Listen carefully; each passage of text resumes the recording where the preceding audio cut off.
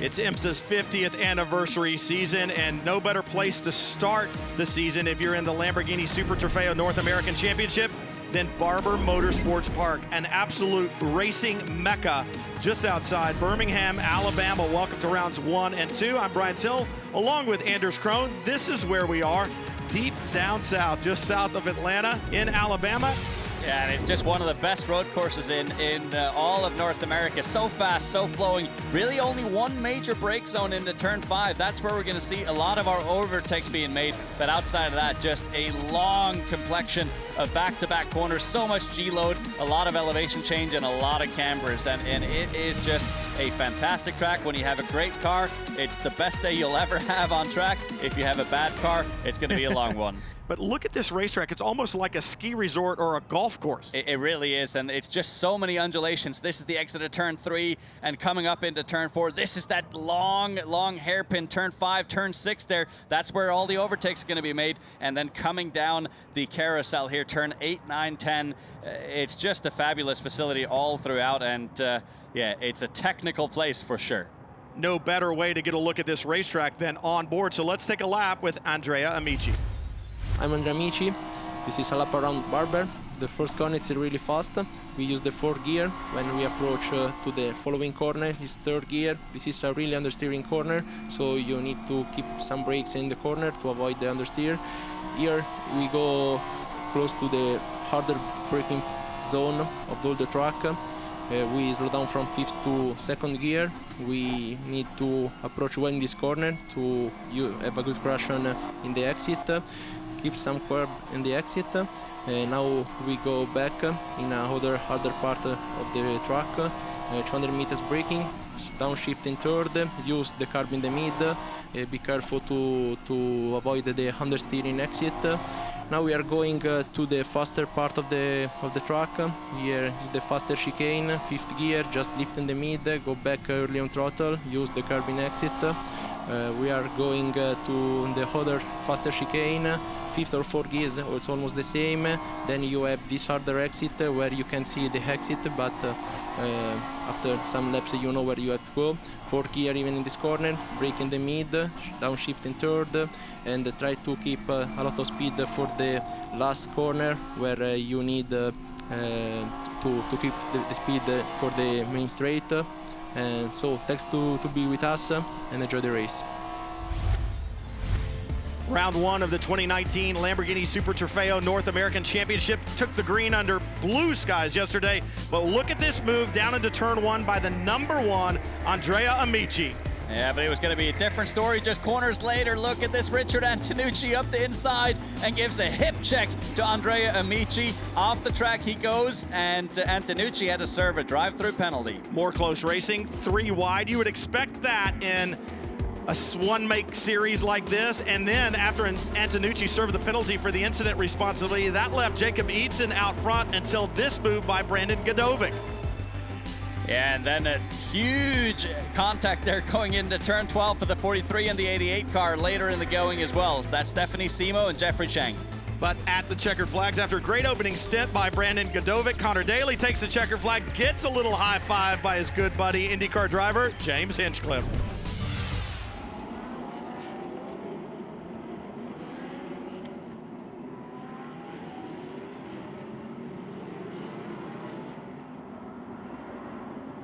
It's IMSA's 50th anniversary season, and one of those series that you love to watch in IMSA competition. Lamborghini Super Trofeo North America, round 2 about to get underway. From Barber Motorsports Park, Brian Till alongside open wheel champion Anders Krohn, and we are about to go racing at Barber. Yesterday's round 1 was intense, and it looks like we might have a jumper back there in the back as the green flag waves on pole. Sandy Mitchell in the number 1, the blue and black, leads down into turn 1, but already some pushing and shoving.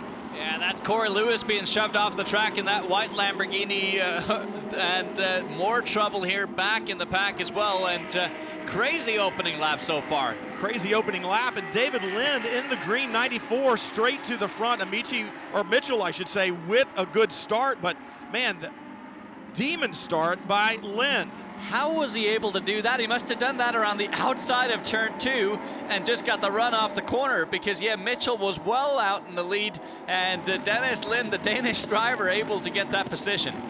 We've heard a lot about Dennis Lind and his ability behind the wheel of one of these Lamborghini Huracan Evos. You just saw it there, very bold move, and this racetrack, Anders, seems to be hard to pass on. Is that one of those things that leads you into being bold from the beginning? You absolutely have to be bold at the beginning, and that's exactly what he did there. And I think also Dennis Lind, he's got a lot of experience racing in the wet, and that actually helps you a lot on the opening laps here. When the tire's still cold, the car is moving around a lot, and that gives you that confidence to push that extra bit harder. So that's probably where he got that advantage over Mitchell on turn 2.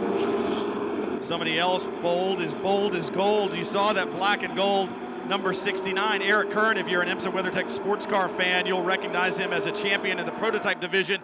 He had a good start and has jumped up to, I believe, 5th right now. He was as high as 4th.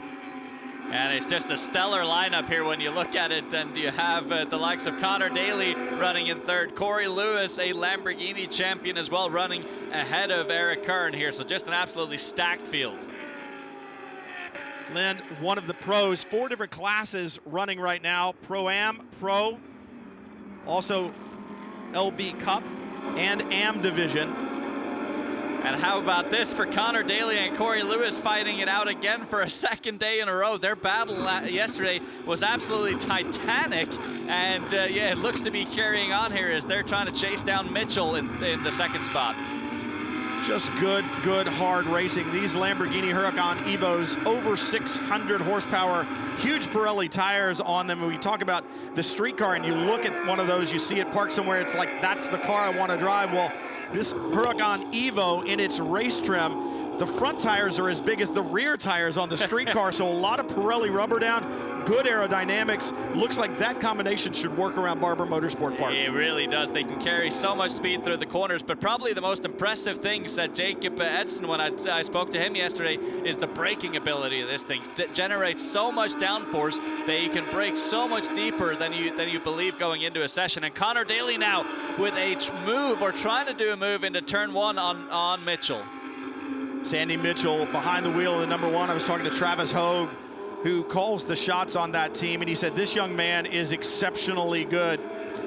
Just about 19 years old. Travis couldn't remember whether he had his 20th birthday or not, but he said he's just so impressed with how mature he is, and right now he's got Connor Daly behind him in that red and black number 46, really putting the pressure on. Daly with a great run yesterday. Yeah, he did, and it was his debut race in the Lamborghini Super Trofeo, and did a great job to hold off the advances of Corey Lewis, who is yet again trying to chase him down. But to your point, I mean, and we have a big incident here. That's one of the Prestige Performance Lamborghini Paramus entries. And that's the 13. Yeah, and that's the 33 car of Cameron Castles up the road, and he's got extensive damage to the left rear of his car, so I doubt he'll be able to go much further. You can see a puncture there, and wouldn't be surprised if he's bent the tie rod as well. Oh yeah, that left rear, that car is going to have to be retired. That is extensive damage. Disappointing for Castles. He was 2nd in the Am class yesterday. Just talking to him earlier today, he said, I did not like driving this car last year. I had a hard time learning it and the different nuances. Is that the 13 around again? I want to say that's Cantu, and wouldn't be surprised if he got a puncture. And yeah, he's sitting on the left rear rim, so he would have been surprised that he had that puncture. As we have a move now, Corey Lewis gets past Connor Daly. Daly not making it easy. You could tell that he had moved over to block just a little bit, and now right there behind him, the 69, that black and gold Huracan Evo, driven by Eric Curran. Now, some people would say, well, Connor Daly's an experienced race car driver, a lot of time in an Indy car. Why wouldn't he be fast in one of these? But this is a very different ball game, is it not? Oh, it absolutely is. And when you look at it, Corey Lewis, who has, as we're getting another view here of the 33 car of Cameron Castles, who's just trying to limp this home, it's just a completely different beast. And he mentioned even just something as small as the sight lines and the seating position being something that you have to get used to. Replay of the past here. Look, Connor Daly squeezing Corey Lewis down to the inside, but Corey just committed on the brakes there into turn 1, and that's a nice move. So now he's going to go after Sandy Mitchell. More Lamborghini action coming your way when we come back right after this.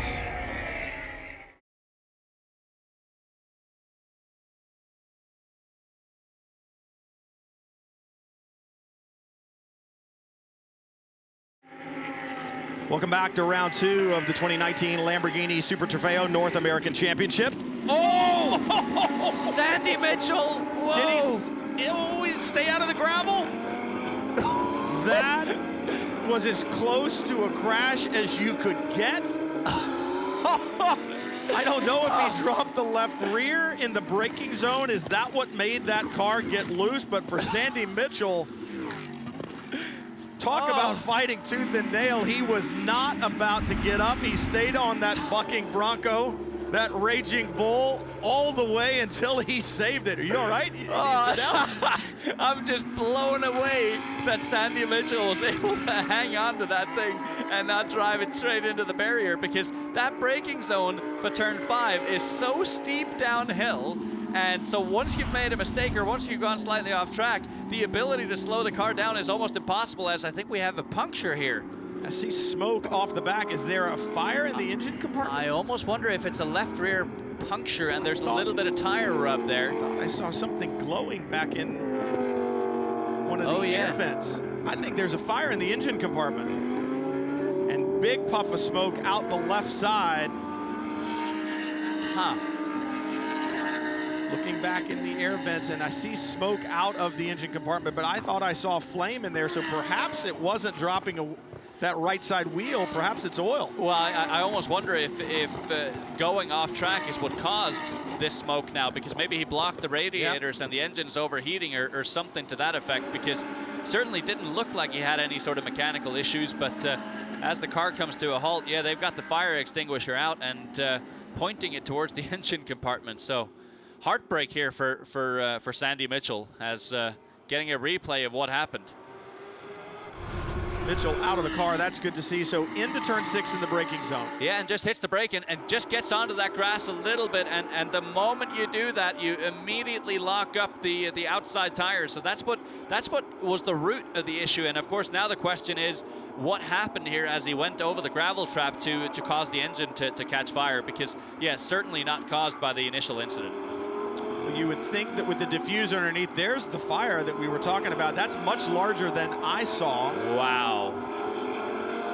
Did it load it up with grass, or did he pull an oil line or something like that? See, that's exactly what I'm thinking, is he must have loaded it up with grass and into the, oh man, heartbreak here for Sandy Mitchell. In typical driver fashion, he was explaining what had happened, and he had to use a lot of body language there. You saw him with his hands twisting his body around, and you could see frustration on that young man's face.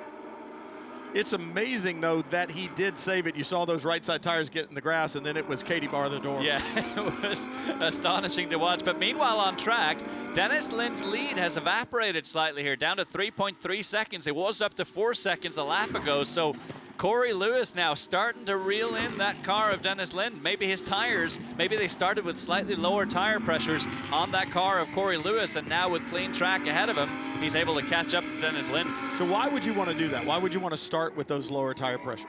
Well, it's just all in the name of understanding what is going to come in the race. If you're expecting a lot of full course yellow, sometimes you'll start with slightly higher tire pressures so that you can be aggressive on the opening laps and you'll have the grip right away. Whereas if you're planning for this to go green all the way, you'll want to lower those tire pressures so that they're not as good in the opening stages of the race, but the tires will stay with you for a longer period of time. So that could very well be the strategy. But as they come up to the line here, we'll get the answer on the speed delta between Dennis Lind and Corey Lewis on this lap.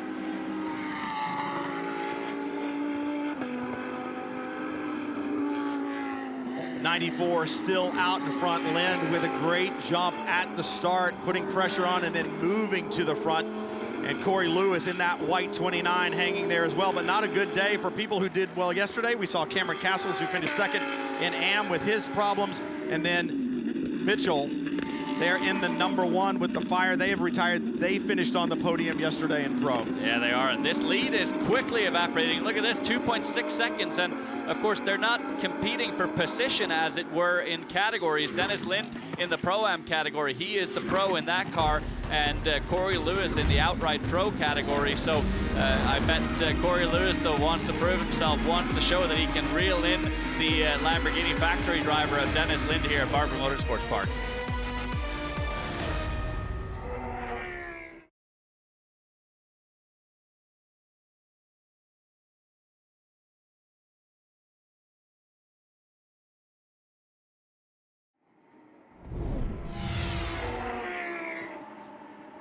Take a look at the leader in traffic, the 94 on your left, the 24 that he's trying to get around, the 24 of Adepachu. That could have easily spun Dennis Lind around, and of course now that means the lead has gone down even more, 1.1 seconds the last lap around to Corey Lewis. So Corey Lewis is hounding Dennis Lind here with more lap traffic ahead. But Corey Lewis is going to have to get through that as well. And one of the things that we have to point out, 4 different classes, but all of the cars are exactly the same. So there's no performance advantage like you might see in the WeatherTech series, where you've got prototypes versus GT cars at different horsepower and different performance capabilities. The performance capability in these cars in this category, and they call it one of the most exciting single make series you'll ever watch, is because all of the cars are exactly the same, regardless of the experience the driver Well, I think they say it's the most exciting single make series in the world, and look at this thing. But no, I think that's what makes it such a great series, is the fact that these drivers that can be just out of the Piloto Corsa program, which is a 3-day intensive driving program, can essentially come straight into the series and compete with seasoned pros, and in the case of Dennis Lind, a Lamborghini factory driver. So it's a great opportunity for them to come in, compete in their own category within the same series, but really just learn the ropes and see how big their delta is to the leaders, and be able to gradually work that down as they gain experience. Former champion Corey Lewis in that white Lamborghini Huracan, the number 29, running second, trying to chase down Dennis Lind in front in the 94. In 2 different classes, but they both want that overall victory, and Lind in that bright green 94 out in front, caught in lap traffic yet again, and that's going to stack him up. Corey Lewis is going to close the gap just that much more. Yeah, he is, but Corey Lewis, now where is he going to catch that lap car? Is he going to be able to get by in turn 1? I think the answer to only barely. That's a lucky break there for Corey Lewis, because otherwise he would have lost a ton of time through turn 1 and turn 2. I'll tell you what, heads-up driving by Randy Solari in that number 3 Dream Racing Lamborghini North Los Angeles entry, because he saw it coming. He started to turn in and went, nope, I don't want to get in the way of that. I'm sure the crew was on the radio, wouldn't you think? They would have absolutely been, but that's a difficult spot to be in, because the moment you decide to turn in later and let someone go down the inside, that means you're out in the marbles. You're collecting all this old rolled up rubber, so now you're going to be compromised for grip here for the next few laps. Look at this down in turn 6 in the hairpin, the 34. Whew. D. Bryce Miller right there behind McKay Snow in the 63, and they're having a great battle once again, 2 different classes. D. Bryce Miller in the pro category, McKay Snow leading in AM. But they're both going to be learning so much here from doing all this battling back and forwards with each other, doing the high-low, doing the deep dive on the brakes here, and they're both going to come out of this a lot stronger for sure, as the pit window is now only 1 minute and 30 seconds away from opening, and that's when we'll get into the strategy game of who pits right when the window opens and who waits until the window closes some 10 minutes later. McKay Snow there in the 63. We talked about having a good day yesterday, winning in the AM category in the Change Racing Lamborghini from Charlotte entry. Remember, his brother Madison Snow, if you're a WeatherTech sports car fan, won the GTD category last year with co-driver Brian Sellers in a Lamborghini. I said, are you and Madison going to race together? Maybe look forward to something like that? And he goes, nah, Madison's too slow. I'm quicker than you. Well, there you have it. And Connor Daly to pit road, missing a right rear tire. Whole wheel is gone. Wow. And you don't see that often. We talk about this. There are what are known as keepers on those axle hubs that once the wheel is on, kind of pop up and keep it from coming off, were the wheel to get loose and the wheel nut to back off just a little bit. See, I'm trying to figure out if the threads have got crossed here or something, because, yeah, usually, as you say, that would have never happened. Just outboard of the threads that you can see just a little kind of a nub sticking up. That's the keeper. All of that seems to be in place, but And just as we're saying that, I actually just saw kind of Daly suddenly dropping down the charts, and we didn't have an answer to why, but well, now we do, don't we? And around a place like Barber, to lose a wheel like that, that's not a comfortable feeling, because almost all the time are you driving with constant G-load in the car. And yeah, Connor almost, yeah, he is going to be out of contention with Brandon Godovic as his co-driver. Problems for yesterday's race winner is good news, even more good news for Dennis Lind in the 94 out in front as he continues to lead here at Barber Motorsport Park. Round 2 of the 2019 season. Lind will be handing off to Brett Meredith when they do their driver change. The pit window is open and more takers. That's the 63. And that's McKay Snow, so that's going to be a no driver change pit stop. He has to sit still for 3 seconds longer than those making a driver change, just to kind of equate for the fact that the driver sitting in the car has a bit of an advantage over someone that doesn't jump in the car. So coming to pit lane, checking tire pressures, making sure everything looks good there. But after about a minute of sitting here in pit lane, McKay Snow should be able to be on his way again as Connor Daly is leaving pit lane again. Jeffrey Chang in the 88, an AM entry. He is alone in that car. So, no, he's with Todd Snyder, I should say. So they'll be affecting a driver change as well. You also saw the 09. Jacob Eidson should be climbing in from Damon Oki. And what a job Jacob Edson did yesterday, just getting up to speed in this Lamborghini Super Trofeo car. He's done a lot of racing over the last few years in the GT3 Cup, but he told me this car is a completely different beast and takes a very specific driving style compared to the GT3 car. So I think for him to be able to fight it up in the podium position yesterday was very impressive.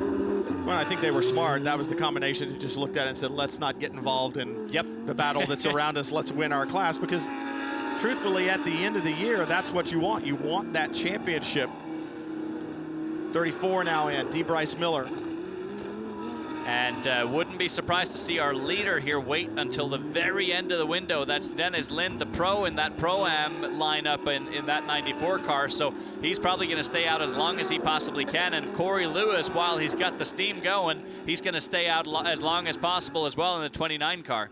Patrick Liddy be climbing in the 34. So driver changes, you must have 2 drivers in the Pro and the Pro-Am category. Obviously Pro-Am, because you got to have a Pro and an Am, right? In the Am category, you can have 2 drivers if you'd like, but most of the drivers here in Am, actually all of the drivers in Am this weekend, have decided to go it on their own, and then LB Cup is somewhat the same. You can have 1 or 2 drivers. Yeah.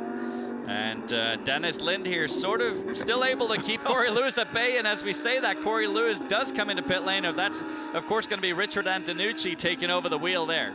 And I will tell you, there were fireworks in Victory Lane yesterday because of some little argy-bargy, as my good friend Calvin Fish would say, that occurred. Mr. Antonucci not afraid to kind of use up some of the carbon fiber on the side of that 29 to move people out of the way. You couldn't possibly be referring to the incident on lap 1, could you? I have no, maybe I have no recall on that. We might actually look at that here in a little while, but yeah, Richard Antonucci getting in, and it'll be interesting because remember, the drivers who started yesterday finished today, so that bad blood we'll have to see if it remains, because I'll give you a little foreshadowing. Andrea Amici and Richard Antonucci, they both end in a vowel, but they do not like each other very much. That is for sure, and you just see here with this pro lineup, they've smartly decided to essentially just split the race down the middle. So 25 minutes roughly for Corey Lewis, and then it'll be 25 minutes as well for Richard Antonucci, as we have another car to pit lane here. Can't quite make out that number yet. That'll be the 24.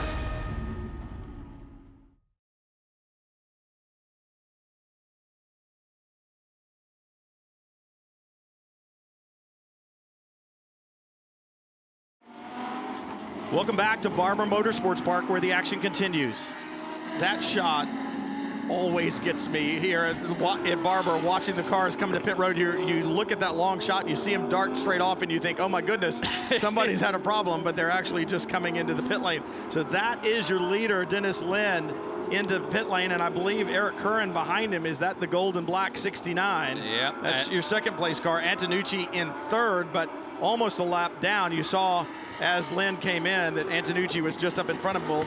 We'll see how this cycles through. Yeah, and don't forget, this is the battle for the Pro-Am category right here. Eric Curran jumping out of the car, and William Hubel climbing back into that car, and a little bit of grass on the front end of that 69 car there, so potentially some overheating issues later on in the race. Crew going to take care of that. They've got time to get that done. It was an 85-second gap from the 94 back to the 29 of Antonucci when Lind hit pit lane. To see what the gap is when they come out. It's the time of the pit stop is from the timing line on the way in to the timing line on the way out. It's not how long the car sits still. So the crew has to do a really good job of understanding what that drive-through time is and how long the car needs to sit there. Obviously, you want to cut it as close as possible, but if you cut it too close... there's big penalties to be had. If you cut it too close and you're a second or more quicker, you're automatically given a drive-through penalty, and yeah, that will take you out of contention right away. Essentially, if you're 0.1 seconds, the penalty you'll be giving is you'll be given a time penalty at the end of the race by 3 times as much as the offense. So yeah, hopefully none of that to happen for any of the contenders, though. So the 94 is back out, but the 29 just flashed by, so Antonucci right now should be in the lead, I would think, as timing and scoring cycles through. There's Antonucci in the white 29. There's the 94. Brett Meredith behind the wheel. We'll see what Meredith has for Antonucci. And of course, I fully anticipate Antonucci will potentially win this race overall, because Meredith in the Pro-Am category, and he is the Am, so should technically not be anywhere near as quick as that car of Antonucci. That battle that we hope to see between Amici and Antonucci obviously not going to take place. We saw the problems early for Sandy Mitchell in the one. That fire in the back after a tremendous save by Mitchell after dropping the wheel in the brake zone for turn 6. They are out of the hunt. And ironically enough, that fire in the engine bay could have actually saved the team money over what could have been if those two were fighting each other. I guess that's a good way to look at it there, Anders. There's the silver lining for you. Well, and you would expect, as you said, for Richard Antonucci to be considerably faster, or faster, I should say, than Meredith behind him.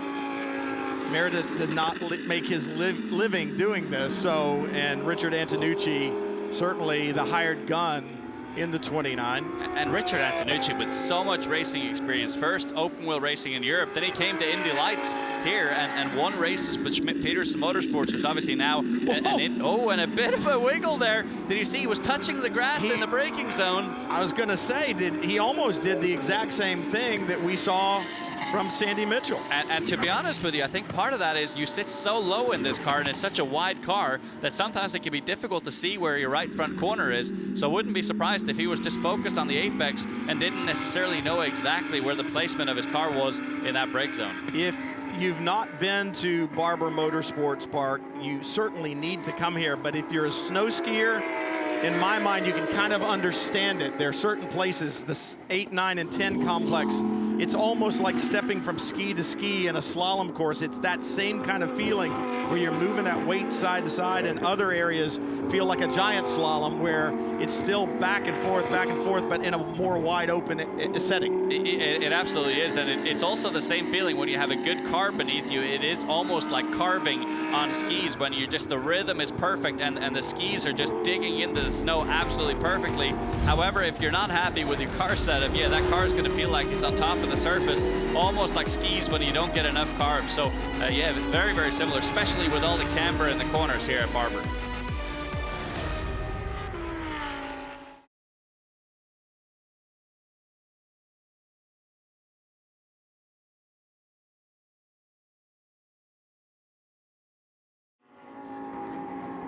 They had such a good run yesterday. Connor Daly so excited after that victory. I mean, I think he stepped into it. We were talking yesterday before the race, and he said, I'm really frustrated with a lot of these guys who won't get out of the way. We're faster, da-da-da-da. He he seemed to let all that go after the race. It's funny how it works, isn't it? And he seemed like a man relieved to hear when I spoke to him a little bit earlier this morning. Just so happy to get that first win. And, you know, for him, he's actually, when you look back at it, yeah, he's been in IndyCar and he's been in the Indy 500 for a few years in a row here, but it's been a while since he's really been able to challenge for race wins. So I think it was just a breath of fresh air, even though it is a completely different car than the IndyCar. And what does that do for you as a driver? You've struggled, you've tried, and maybe you didn't always have the best car underneath you, so it was going to be difficult to get results. Now you move to another category, maybe one that you weren't even focusing on moving to, but you move to it and then you find success. Does it kind of recharge your batteries? It absolutely does, and I'll call it the Marcus Ericsson effect, because he said repeatedly in IndyCar,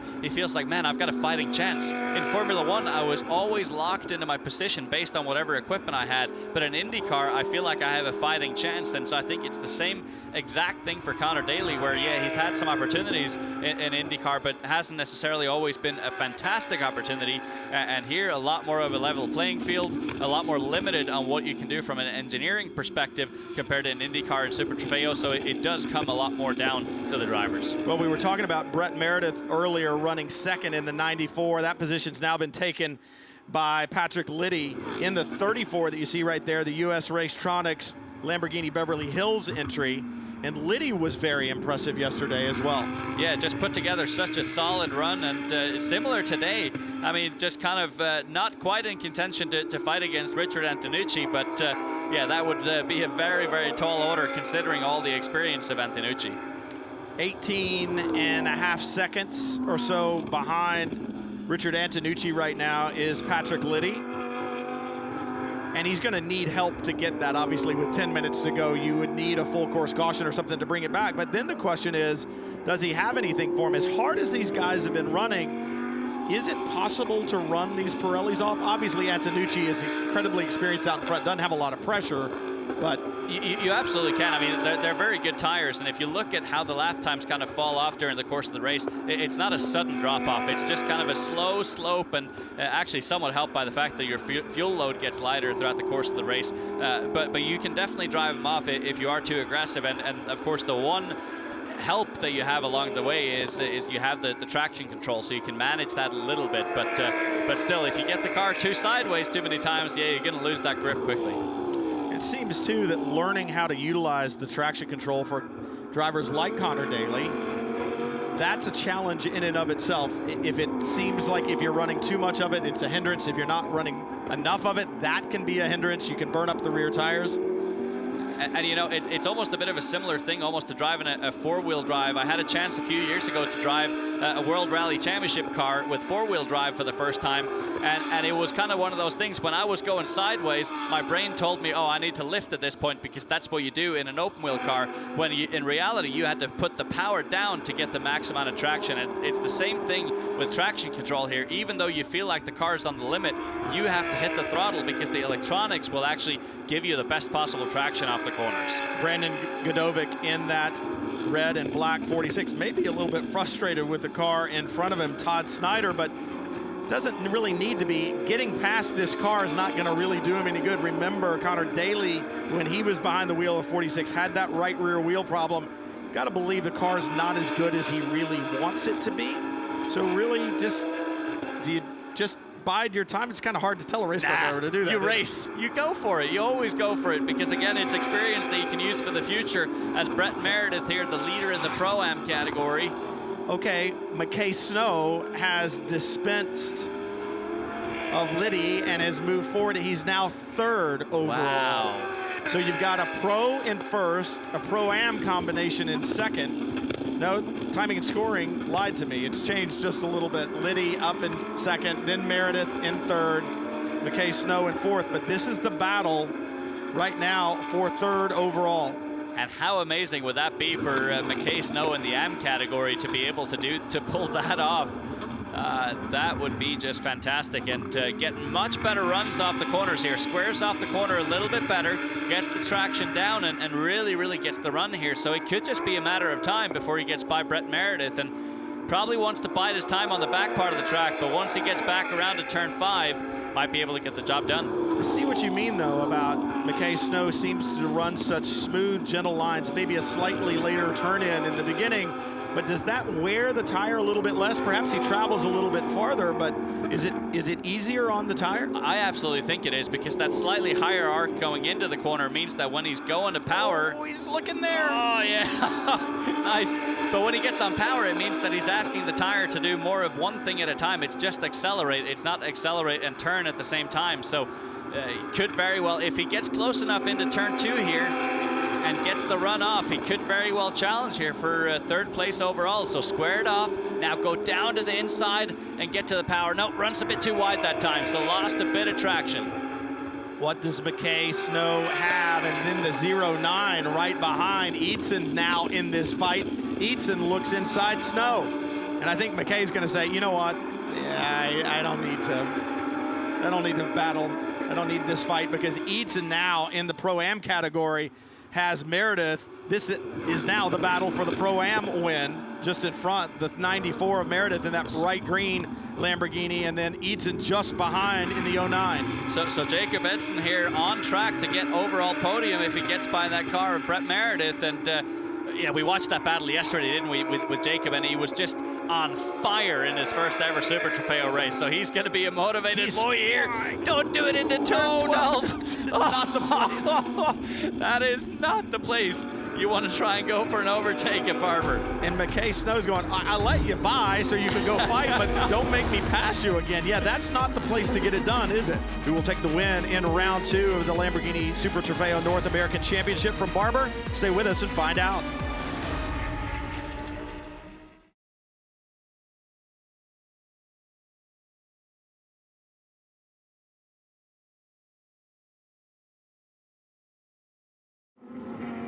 Back a little bit further to the battle for 3rd in LB Cup.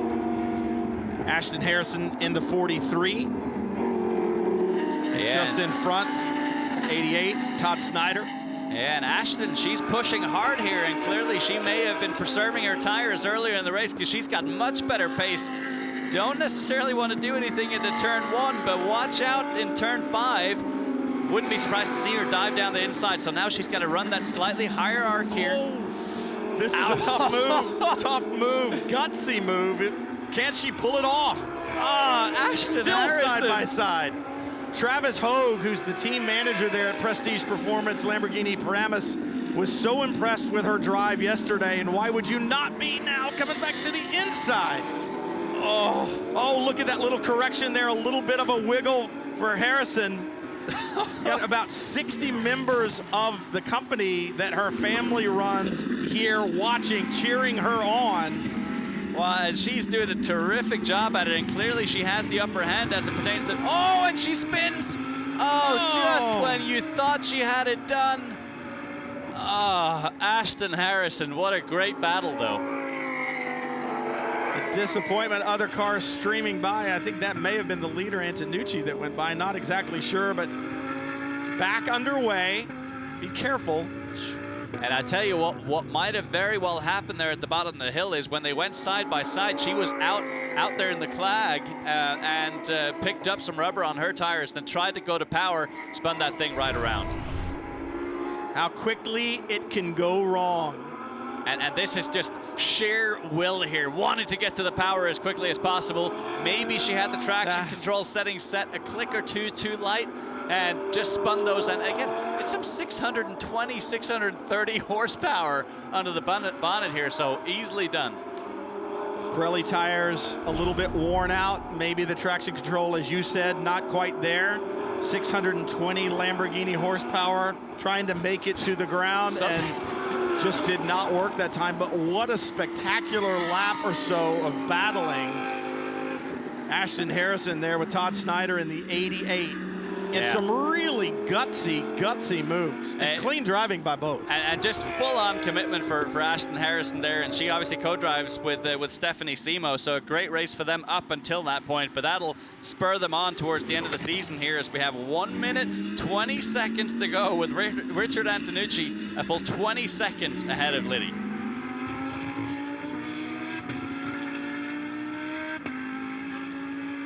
Richard Antonucci, a good day at Barber Motorsports Park, round 2 of the 2019 Lamborghini Super Trofeo North American Series. No better place to start the season than this 880 acres that Mr. Barber envisioned. Great, successful Alabama businessman and now a racing entrepreneur. The museum here is world class for both motorcycles and cars. 37, 36 seconds coming down. Antonucci just 1 lap to go. He's got some lap traffic in front of him and really 20 seconds of clear racetrack behind him. How risky are you going to be, I should say, do you be? That's really not good English, is it? Well, you got guys like Adepachu in front. I was going to say the answer to whatever the question is zero. You do not want to put your car at any sort of risk here. So he's going to go for a move down to the inside into turn 5. That's a very low risk passing area. And from this point forward, just going to be feathering the throttle on every throttle application, not putting this car at risk. Once again, Ron Adepachu, first run in the Lamborghini Super Trofeo North American Championship there in the 24. Good job staying out of the way, letting Antonucci by. And you think about Change Racing and the success that they've had, team driver and dealer standings, they swept those in 2018. Won the first 2 races of 2018 in round 11 at the World Final. So this team certainly knows how to get it done. And Charlotte's not that far away. Well, I was just going to say, yeah, Change Racing with Lamborghini Charlotte supporting them. They've probably got some guests out here that are going to be celebrating big time tonight after the defeat of yesterday to come through and dominate today. Wow, that's impressive. Corey Lewis started the 29 today. Richard Antonucci will finish the deal, close it as he comes on to the front straightaway. I'm sure there are celebrations in Charlotte at the Lamborghini dealer. Friends here, Richard Antonucci takes the victory, holds that #1 finger out and says, yeah, we deserve this one. I'm sure that's a little bittersweet to the group over at Prestige Performance after the run-in that Andrea Amici and Antonucci had yesterday. But you know what? We got a whole season of Lamborghini Super Trofeo in front of us. As you see the 09 across, Jacob Eatson, great job for him. They'll take the victory in the Pro-Am category. He and co-driver as they come onto the front straightaway. Yeah, and then McKay Snow taking the win in Am and 4th overall. I tell you, that is so impressive. Only 31 seconds away from the lead. So that's less than a second lost per lap to Richard Antonucci. Very impressive indeed. And Mel Johnson makes it 2 for 2 in LB Cup.